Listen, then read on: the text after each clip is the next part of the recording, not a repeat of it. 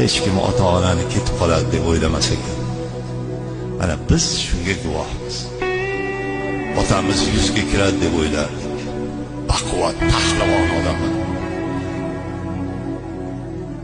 Chavandoz va kurashganda odamni yelkasini uzib oladigan baquvvat odam. O'ylamaganmiz. Hayolimizga ham kelmagan. Shuning uchun ota-onasi bor birodarlarga iltimos, ota-onani hurmatini joyiga qo'yib, qarib qolsa yonida bo'lib, ona qarib qolganda, ota qarib qolganda endi yashaveradi-da. Mana nonini olib borib beryapman-u demaslik kerak ekan.